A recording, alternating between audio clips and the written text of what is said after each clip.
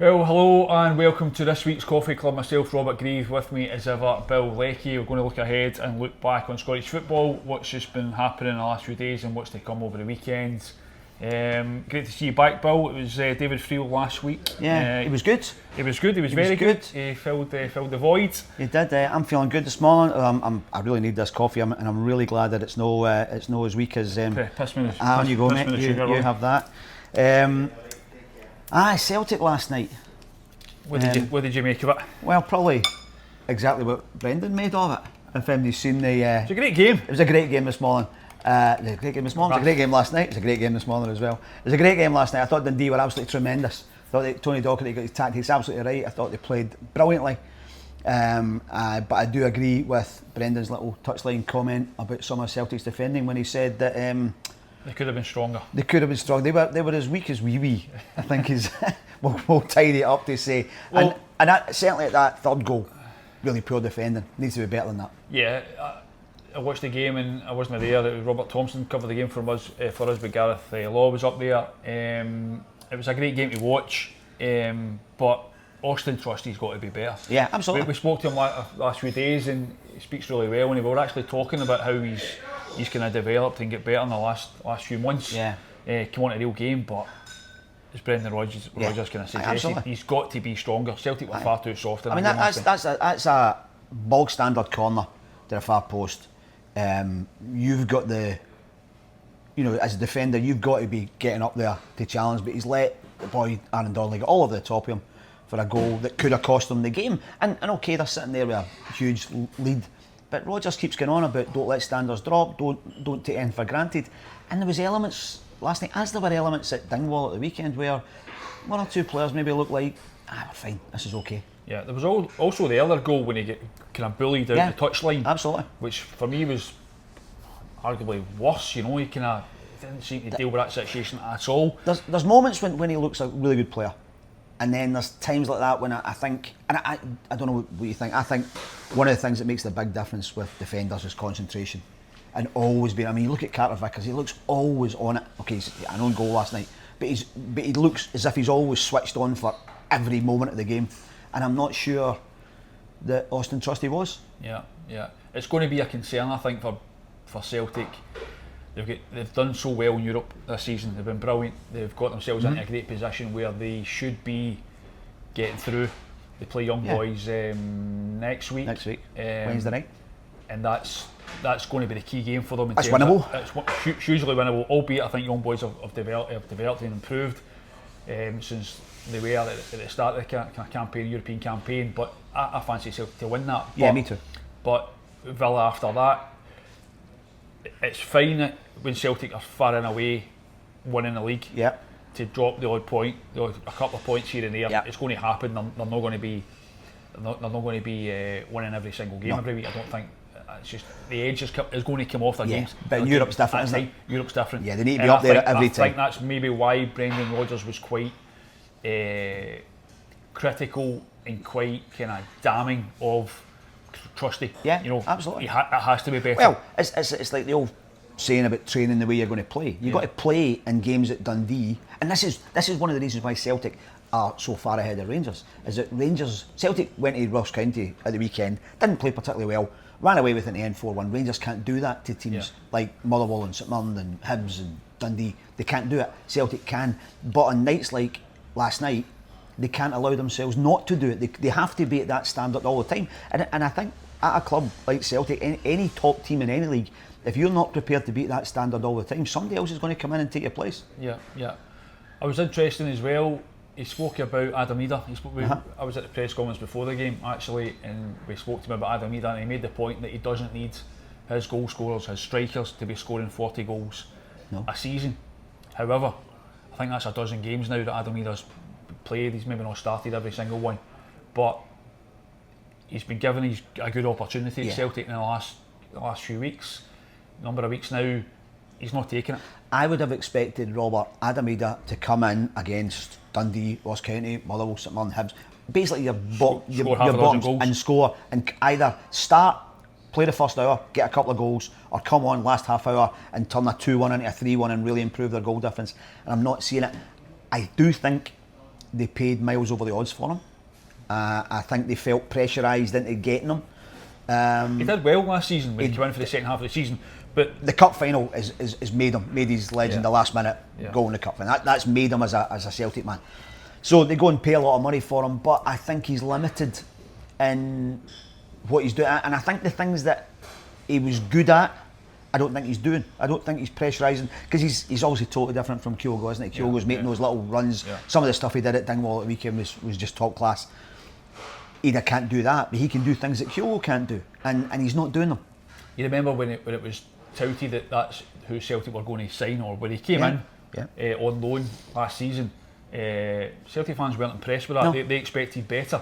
They were wanting better at that time, and then in fairness to the boy, he comes in and he plays well, and he shows himself to be a decent striker, to the point where when the season ends, Celtic fans are saying, let's get this done. And when it does get done and he's signed from Norwich, nobody's complaining. Nobody's complaining. They're delighted about it. They see it as good money. £6 million is big money for Celtic, and they were delighted with it. But he's now looking like the player they thought they were getting. Yes, a year ago. He's looking at the moment like a fairly limited English Championship player. Now, I'm not saying they're bad players in the Championship. Some really good strikers down there.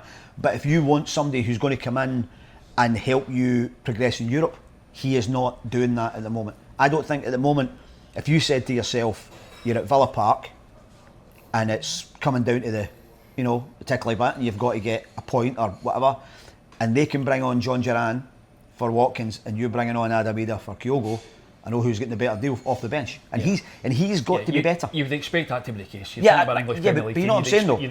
But in proportion to where Celtic are, they need more out of a guy like Idah. I mean, one of the great strengths they have is that they have more depth than anybody else up here. And they can rotate. And the midfield, whenever the midfield players come in, they're stepping up. Whether it's McCown again did it again last night, came in and scored. It looks like he's been there his whole life. Looks like a wee mini Callum McGregor. Whether it's Bernardo or Engels or Hitati or whoever comes in, they're doing a job. I'm not seeing it necessarily up front for Celtic. I think, or with the wingers. Well, that's it. Well, no, I think the Yang's come in. Yang's done okay. I think he's done really well. Yeah, he's okay. I would disagree with that, Bill. I think he's done really, really well. I spoke to Brendan Rodgers about this on Monday when I went out to the press conference.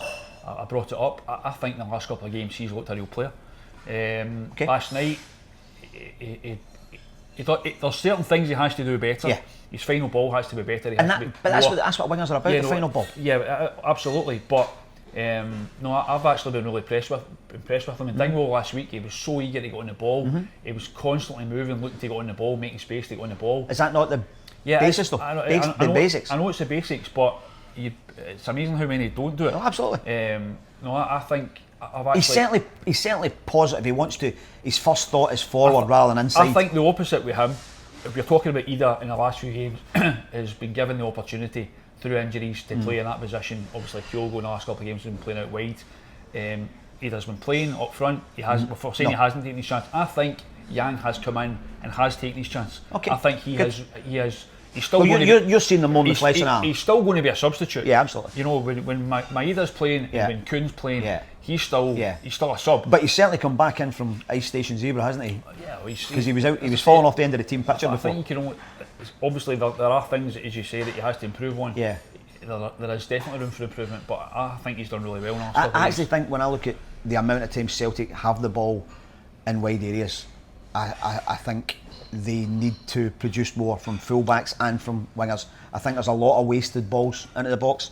When they produce the little ball in from Engels for the Kyogo head on Sunday was lovely, but there's a lot of times that they're hitting the first man. I think they could be slightly sharper. What do you make of the Kyogo situation? We talked at the start of the season when it was rumoured about Manchester City and said, if Celtic offered good money for Kyogo, would they take it and would they move on? And we thought yes. Now you wouldn't want to lose them. Oh. At this point of the season, where they are in Europe, what do you do if they don't have Kyogo? Where do they go? Well, yeah, that's maybe a point, but I think he's gone. Yeah, he's gone. I think Kyogo will be sold. Headwise or no, or just no. I think he'll be sold. Okay. I think Celtic will cash in. Now let's talk about Louis Barry coming up, the Aston Villa boy. who's not an out-and-out striker, very clever player.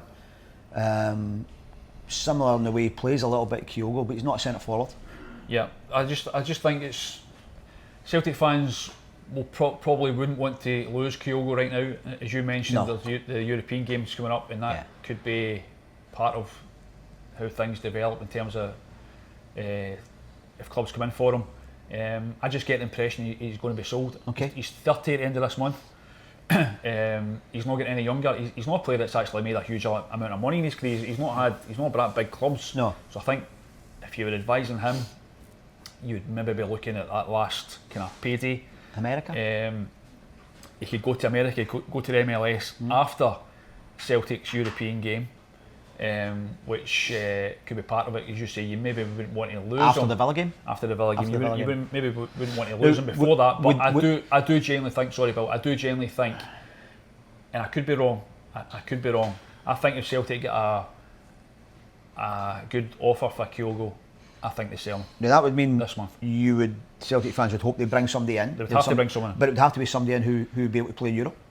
They'd have to bring someone in. And it's a big change, isn't it? He's become such a talisman, a sort of magnet for the way the team plays. You know, again, we'll go back to that game at Dundee on Sunday. Rotten day, the pitch is difficult, blah blah blah, and he just pops up with those little things. Yeah, he's brilliant. The first goal, I sent you were at the game, I was watching the TV, I sent you a message right away. That is a magnificent goal. Yeah. Everything about it was absolutely brilliant, and the finish was tremendous. And he's finished. I think the keeper could maybe do better at the second one, but the header is tremendous. Yeah. And he gives Celtic something there's a little bit of magic about him, isn't there? His movement's as good as I've maybe seen in the last 10 years anywhere in Scotland. Physically, there's an issue. The shoulder thing's been a constant issue. That kind of seems to have calmed down a little bit. He's not a guy who you could see going down south and playing 90 minutes in that physicality, I don't think. I actually look at him and I think he should have played at a higher level before getting to Celtic. You actually watch him and you think he's 29 now, so he's 30 at the end of the month, and you kind of wonder to yourself, it's a real shame that he didn't get an opportunity earlier in his career. Because you look at him initially and you think, well, if he was 22 now, 23, you can imagine what the kind of possibilities would be for him. If you look at some of the technically brilliant Japanese players that have come out, very few of them have actually gone all the way. You know, guys like Shinji Kagawa played at Dortmund and Man United. There's a cultural thing there, And they are such a. You watch every time he fouls somebody, he'll bend down and apologise and stuff. And there's maybe an edge to the Japanese boys that doesn't let them go and push into the really top level. No, I don't. But technically, it's very hard to. I mean, Kyogo's technique is fantastic. Yeah. I just we mentioned this to Brendan Rodgers the other day, and he's kind of answering the questions we ask about him. Yeah, he's happy. I see him every day. He's training. He actually kind of referenced. I wrote about it in my match report for Monday's paper about how I think it's one to watch. I really do this month. I noticed how Kyogo, who normally celebrates his goals like he's never going to score again, and we'll come to that in a minute as well. He didn't really. No. In Dingwall, and Brendan kind of joked, he was maybe cold. He's maybe scored that many goals that he's kind of. Even the kind of hand thing he does after the game, he was a bit reluctant, wasn't he? Kind of half-hearted. I thought. I was just kind of watching him, think to myself. And there was obviously the Atlanta United thing last week in MLS where they were forced to apologise for saying he'd signed, for an announcement. That was bizarre. I mean, there was something going on there. Something was going on there, and it fell through, and they signed someone else. But I don't know. I just get the impression, and I genuinely think, as much as Celtic fans would possibly be. Well, they would be disappointed if Kyogo was to move on. I think if Celtic were to get good money for him. What's good money, do you think? I think if they were to get around 10 million for him, I think it's a no-brainer. And how much of that do you think Celtic would be willing to spend to replace him? Well, and can you get the player in January? Yeah, that's a different argument. And also the money side, they've got the money. They've got the money they now. Have money if they want to go and spend 10, 50 million pounds just now, they could do it. The money's not an issue. I just think if you're Celtic, if we talk about Celtic and Rangers in the last while and how they have both manipulated the transfer market differently, and where Rangers' failings have been in terms of not cashing in on players at the right time. Celtic have been good at it. Celtic have been excellent at it. And I think if they get a good offer for Kyogo, they sell him. And I think it's smart business would to your sell him. suggestion be that this time next year he might be in Ryan Kent, Morelos territory, have been worth a couple of million or no millions? But he's also 30 by that point. Yeah, absolutely. I think now's the time, and I would be I'll be surprised if they come through the window and he's still there. And I think it wouldn't surprise me if he ends up in Europe somewhere by the end of the month. It does put Celtic in a position. That's one of the things I asked Brendan Rodgers about the other day. Are they ready? Are they prepared for that eventuality? And he said they were. Yeah. Again, that was another thing that made me think, right, he didn't shoot it down, he didn't say he's not for sale, he said, no, we're ready. If any player doesn't want to be here, by the way, he's bang on. If any player doesn't want to be here, we send them on their way with our wishes. I think that has to be the attitude. That has to be the attitude at any club. It has to be the attitude in any job. If you don't want to be somewhere, there's no point trying to cling on to someone. No, absolutely not. But listen, I could be totally wrong. I could be absolutely totally. It would be very rare if you were. Totally wrong. But I do generally think it's one that's going to develop in the next. It would be a big. We're middle of January. So. Listen, it would be a big decision for Celtic to make, and it'd be probably an even bigger one about who replaces him, because they need to get someone in who can hit the ground. Yeah, and also it may be, and I may be going on a bit now, but because Idah hasn't grabbed his chance, it's probably a bigger decision for Celtic to make, because the backup striker, if he'd scored, as you say, half a dozen goals in the last 10 games, you think, well, at least worst case scenario you can go with him, but they can't. No. For me, he's shown in the last month that he is a backup striker. Yeah, he is a backup striker. And they need someone, but I don't know. It's one to watch. Wow. Definitely one to watch, and I think. So you're talking about Kyogo's celebrations. Let's talk about the lack of celebrations for Dundee's third goal last night. Aaron Donnelly gets above the weak as whatever it was, Trusty, and puts the header in, and the Dundee faithful go mental, and his teammates jump all over the top of him, and he puts his palms down and says, "I'm not celebrating." Yeah. Do you get that? No, I don't. We spoke about this earlier in the season when Andy Halliday did something similar when he scored against Rangers for Motherwell, albeit he came out the next day or two later and kind of tried to suggest he didn't. Yeah. He wasn't not celebrating. Very clearly, he was not celebrating. Anyway, I think it's a modern thing now. A lot of things in the modern game that annoy and frustrate me. That's one of them. Yeah. Listen, Andy, it's up there with covering your mouth when you're speaking at the side of the pitch. Yeah. And it's also up there, incidentally, with referees who at corner kicks think it's their job to tell strikers and defenders to stop grappling. If I'm a centre forward and I'm a striker and you're a defender and you want to grab me, I'm grabbing you back. No, but if you want to foul me, then foul me. Foul me. Aye. It's not for the referee to tell the defender not to foul the striker. It's the only time in the game when the ball's out of play when the referee tells people what to do and what not to do. The rest of the time he lets the game go and then he says that's a foul. It's ridiculous. It's his job to say, determine whether it's a foul or not. He doesn't go, by the way, don't you give that pass away, it might go out for a shy. It's not the referee's job to determine to stop defenders also fouling strikers. The other one, players now running away, and it used to be if somebody's been giving you stick you might run away and go shh. Now they do it, or they just run towards their own fans and go shh. Who are you shushing? I know. Right. Anyway, Aaron Donnelly. Andy Halliday is, I thought was stupid what he did, but at least you could say, well, he used to play for Rangers, and maybe he's got pals in the crowd that are Rangers fans, blah blah. Aaron Donnelly has got no connection with Celtic, absolutely no connection. Other than being a Celtic fan. Well, do you know? Well, that's the reason for it. But players play against the team they support all the time, and quite often players will tell you they take extra joy in scoring against their own team because it makes them feel, why did you not sign me? And Luke McCown looked perfectly happy when he scored. He did it. He did that, but he's grinning and he's happy. Yeah, I think Aaron Donnelly looked unhappy. Yeah. And I found it, but I that's obviously something he's thought about, because anybody's natural instinct when the ball goes in the net is to celebrate. So unless you've thought, by the way, if I score against this team, I'm not going to do this. But and also, if he'd done it in front of the Celtic fans, you might say, okay, doesn't he want to antagonise them? But it's in front of the Dundee fans. That was the thing, the kind of odd thing about it. He can apologise to the fans But it was a Dundee fan. Yeah, He was kind of sorry, you're on the wrong end. Aye. If you're going to apologise, if that's the way you're thinking, then it's he's maybe his head just went. Maybe, but you maybe play. he did say that after the game that he was kind of didn't know what to do, and maybe his head's just gone. He's relatively young. But I don't get it. I mean, you think back to, and it's a while ago now. There's no bigger Celtic fan than Chick Charnley, right? Chick Charnley, love Chick, right? Great boy. There's no bigger Celtic fan than Chick. No. He scores against Celtic in Henrik Larsson's debut at Easter Road. Aye. He goes wild. He just takes his shot. He goes wild. One of the greatest goals he'll ever score. It was. But so because he loves scoring goals. He's got pals in the crowd that day. Absolutely. Is he going to go? Oh, sorry, guys. Everybody's natural instinct, fan, manager, player, ball goes in the net, you go mental. Yeah. You know, and I don't get it. And also, in that, see if I'm Tony Docherty and I'm a Dundee fan and a Dundee player, I'm thinking we have worked our nuts off to get to this position, you know. And maybe it's maybe an age thing. It's maybe an age thing. It might be an age thing. Mind you, when I was a young boy, pillars used to shake hands, light their pipe. Well done, Charles.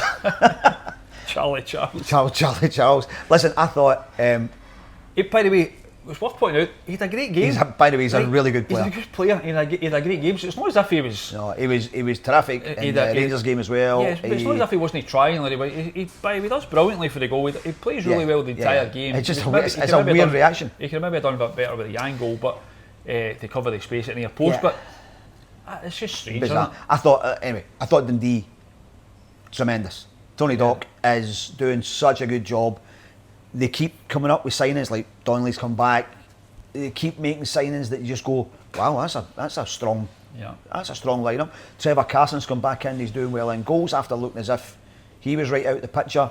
Simon Murray was a great signing. Yeah, brilliant. He really, I mean, he must be such a pain to play against. That guy you can never accuse of being weak as Thing me. I was so impressed with him in the Dundee game. Although they lost the Derby game, they played really well. And Big Derby next week. Cup game, that'll be great. Brilliant game. And yeah, they were terrific. And unfortunately, at the end, I mean, that's a penalty, the handball, Silla. But they were so close to a really fake. Well, it's a great result for them still. But it's funny though because I was in Dingwall on Saturday, and Celtic could easily have drawn that game. They could easily have drawn last night. Absolutely. As well against Dundee, they didn't. You know, or they did. Sorry, beg your pardon, they did. But they could easily have lost it. Sorry, absolutely. They could easily have lost it. Yeah.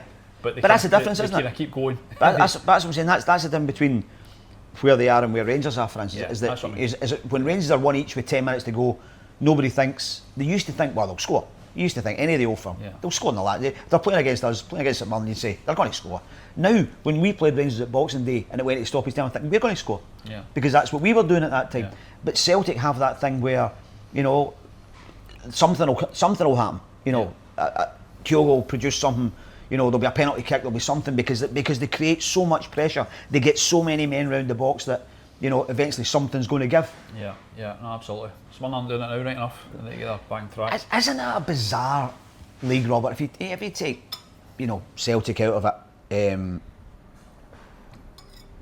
we'll go 3 games, three defeats in a row. Then suddenly we'll win 3 games in a row with. But you could say that with all the teams. That's what I was going to say. Is that if you look at everybody's results, it's incredible to think the only really consistent teams at the moment are Celtic and Hibs, right?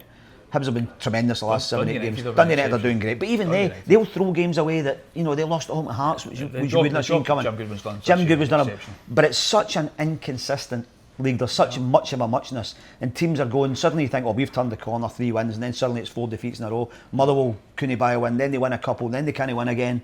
It's do you know, I'm all for competitive, but it does show up the lack of quality in the middle of the league. Yeah, I actually think we've been saying that for a couple of years now. Yeah. A number of years now. I think the quality, could be better. I'm at Aberdeen, and I was at Aberdeen Hearts on Sunday afternoon, and thanks to the gaffer for that 320-mile round trip for a 0-0 draw. But actually, it was not his fault. It was a 0-0 draw. No, it's not. It was. I was in Dingwall. I was really looking forward to the game. Aberdeen Hearts is a good game. There's 17,000 people there. It's got the makings. It seems like it's going to be a good game. And then it was just slog. It all came alive in the last few seconds when Hearts got a penalty. Ross Doohan makes a brilliant save. But I looked at the game just thinking, the lack of for the wages that players are getting, for the amount of money that teams are investing, the lack of quality was actually quite scary. Yeah, but we like to talk the game up. We do like to talk the game, and by the way, and we by and large do talk the game up. And there's nothing wrong with a really physical back, end to end, nothing each draw. There's nothing wrong with that. But I would love to see just a little bit more. You're going to be famous this week. I know. Yeah, well, the back of your head is anyway. I just wish there was just that wee bit more. Somebody would take more of a risk. Yeah. We sometimes get to the last 20 minutes. Hearts on Sunday, fair play to them, came alive in the last 20 minutes. But so many games, you just think, right, let's take what we've got. Well, if we're talking about inconsistency, there's no team more inconsistent than Rangers. Yeah, you nearly said that. Said that, right? My words this week. I'm at Ibrox tonight. Aberdeen on town. You saw Aberdeen at the weekend, as you just mentioned there. What are you expecting from that game? Because, as we saw at the weekend, Rangers fans clearly up in arms and out of their seats. Well, I'll come to that in a minute. Right, okay. So the Rangers fans, as we saw, kind of walked out. Clearly unhappy with the situation at Rangers at the minute. Patrick Stewart spoke the day before. Very much, he gave Philip Clement a sort of vote of confidence. You're the right man for the moment. But you're the right man for today. Aye. He's clearly under serious pressure. I think it will take one more defeat for Rangers. We've been saying that for a while, Bill. I know, but it's getting to the stage now where, after the reaction at the Dundee game at Dens Park, the anger, and that was, by the way, spontaneous anger at the end of the game. This planned thing, again, I'll come back to it in a minute, is a different caper altogether. Aberdeen haven't won now for 12 games, I think. So I think they're 4 points out. They were 31 points out of the first 11 games. They've had 4 points out of the last 11 games, right? If they were to go there tonight and take anything from Rangers, and the way they set up, it's not... New players in as well. New players in, few injuries, so a few players having to shuffle about. They are not looking fantastic in the final third. Kevin Nisbet's not really sparked yet, but you know what they're like. They're very powerful at the back, they're very strong in the middle of the park, they've got a bit of class down the sides. The boy Keskinen's really quick, and if they were to get, let's put it this way, if they were to get the first goal at Ibrox, it'd be a very interesting place, wouldn't it? Yeah, really interesting place. Absolutely. So do you not think, what do you think it will take for Rangers to get rid of Clement? What do I think it will take to get rid of Clement? I actually don't know right now, Bill, in all honesty. I think under normal circumstances he'd be gone. Yes. But I think it's just simply down to the fact that they don't have the money to empty him, to empty his staff, and to bring in somebody new. Do you think if they had lost to Celtic, it might have been a different story? I mean, did that give that little upwards blip, as it now looks, give them? No, because I don't think you could be any lower of an ebb than they are now. No. In terms of what happened at the St Johnstone game, I think they basically don't have the capability. I don't think right now to do it. It is again. We'll be asking what he thinks of Rangers in a minute. So yeah, I think there's definitely. I just wonder what I don't know what would have to happen if Rangers were to lose tonight. You would think he's gone, but he might not be. But I thought the same at the weekend. Yeah. I wrote my column on it after the Motherwell game, after they lost to St Mirren, and then they scrambled back to a 2 each against Motherwell. I'm writing, he's gone. He has to go, and then he stays on, and then they stumble through another game, and they stumble through another game. And then, of course, they beat St Johnstone at the weekend, because everybody's beating St Johnstone at the moment. I got the feeling, again, not being at the game, watching little clips and following, video being sent from the ground at the time by Andy Devlin, who was there, as you can see that nobody was really interested in the game anyway. No. So what did you make of the fact that the fans walked out? You know my feelings on these. On the sort of ultras groups. I think they're very self-entitled. I think they've taken over areas of stadiums that have forced other people out their seats, and other people are not happy about it, but they don't really get a say in it. And what you saw on Sunday was a very stage managed, organised. Even the way they did it was very choreographed. Well, they said they were going to do it beforehand. Yeah, that's what I'm saying. That's what I'm saying. It was stage managed. To the fact. No, so it was very stage managed, and even the way they went, it was almost like a kind of organised, choreographed thing. And you heard the boos from the rest of the stadium, from the grown-up people in the stadium. Here's my thoughts, Robert. Right, Rangers are. Don't need to whisper. No, Rangers are in a bad way, right? Yeah. In terms of where Rangers want to be, right? See if the board were going to sell the stadium for flats. See if they were getting relegated, right? Then get your torches lit, like going up to Frankenstein's castle and storm the front doors, right? The second in a league that you're not going to win because the team that's first are a mile better. Still in Europe, right? More money than most of the rest of the league. With the heritage and the history, there's an element of dry your eyes there, Robert, I've got to tell you. Right, okay. I was certainly if we walked out every time our team was having a rotten time, you'd never be in the stadium. Right, there's a... So you're saying that there's an entitlement argument? Yeah, very much so. But that said, the guys who walked out are the guys that managed that situation. They're not of an age where they've watched Rangers win every week and win trophies every week. No. They're of an age where they've watched Celtic be dominant for the last 20 years. We remember Rangers of the 90s when they were. When I was in school, all Rangers did was win trophies. Myself and one fan in my school, we had our pals were all Rangers fans, and that's what Rangers did. They won. The guys that go to Ibrox now, the younger guys in that element of the stadium, they're not used to seeing Rangers win every single trophy every single season. So where does that? If you're saying they're entitled, where does that come from? So what you're saying is what they are actually saying is, if we are not where Celtic are, they're saying it's not good enough what they're saying. Well, it isn't good enough. I think that's fair comment. Right, okay, but here's another thing, right?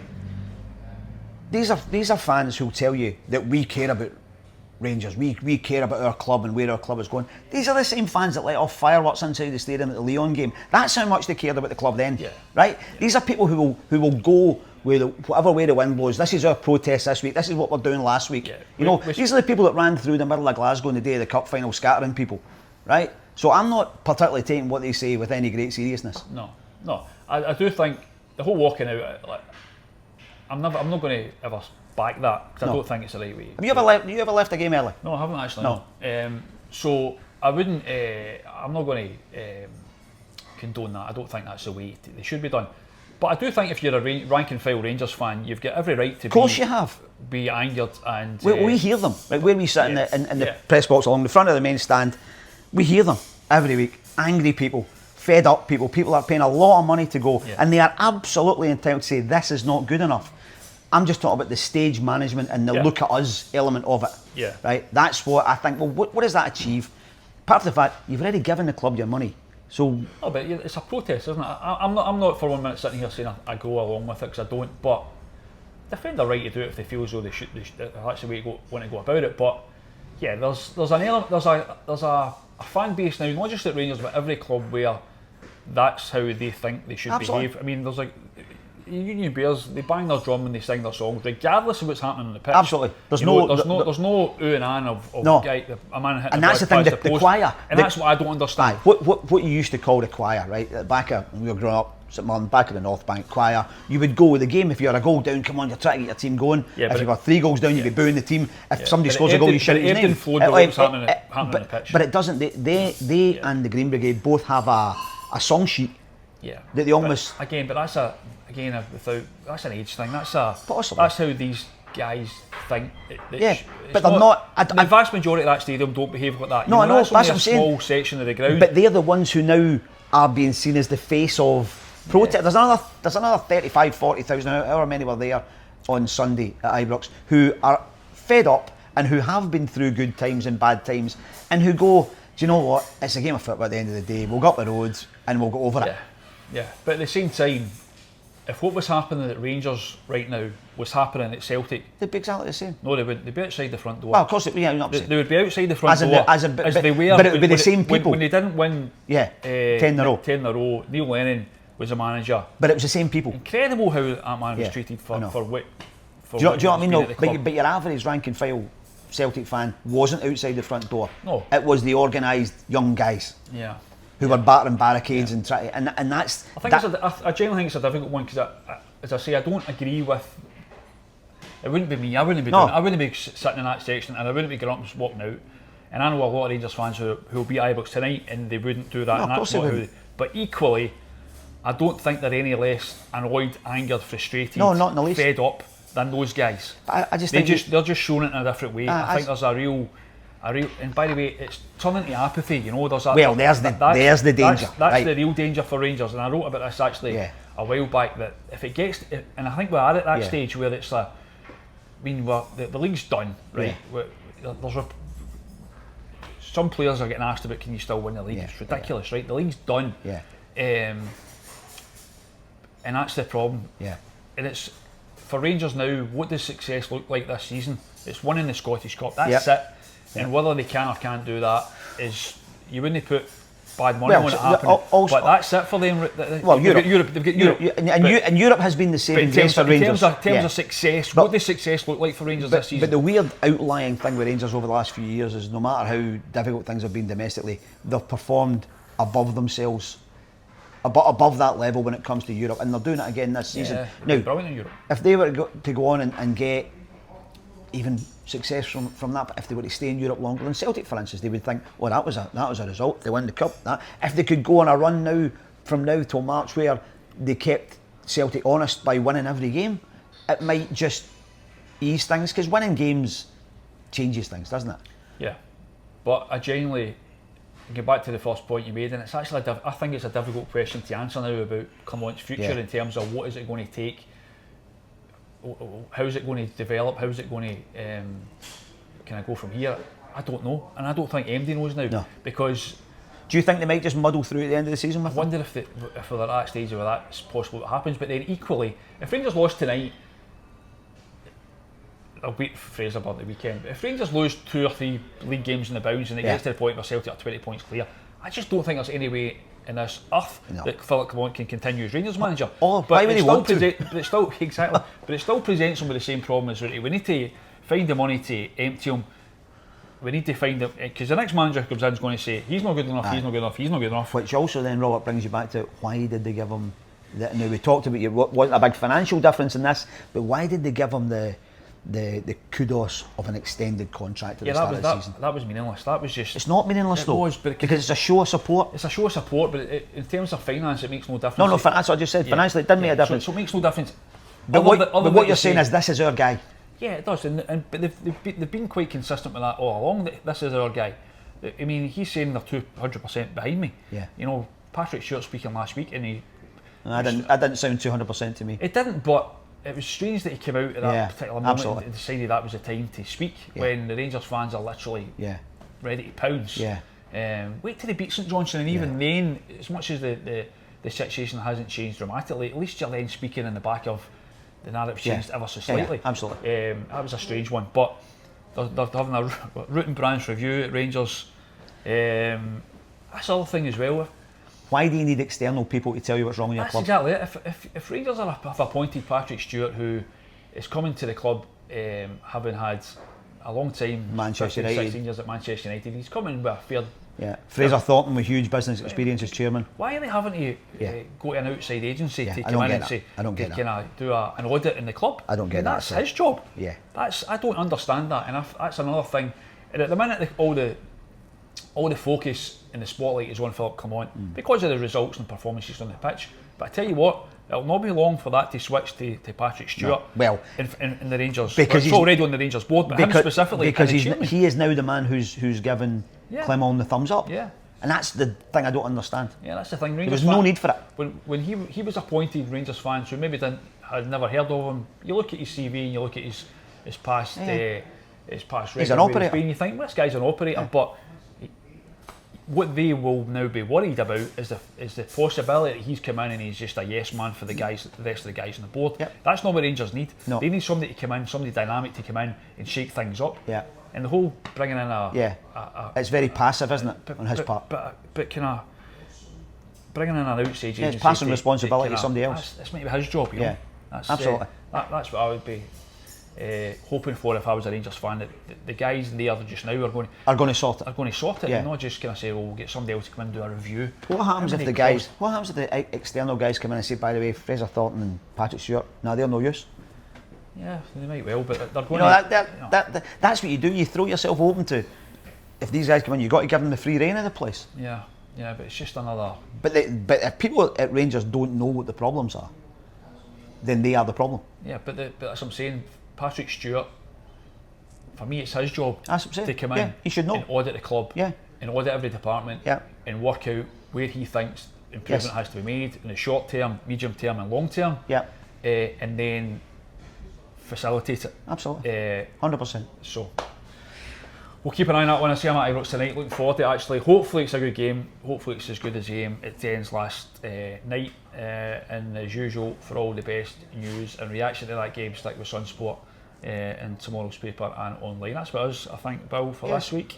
It's been good to see you. You too. That was that strong? Was that weak? I don't know. I thought it was quite strong. It was. We've got a strong selection of cakes. We have. You can see them. We've gone very solid today. There's nothing fancy today. We've got gingerbread. We've got hot cross buns. We've got yum, I like a yum, and we've got some little brownies here. And I'm sure you'll be packing them up and taking them back to the office to keep in with the gaffer. I'm going to take them back to Chez Grieve. Nice. Yeah, I'm indeed. I'm not going to the office after that. Nope. Good man. Straight to Ibrox later. That's us for this week. Thanks as ever for joining us, and we'll catch you next week. Thanks.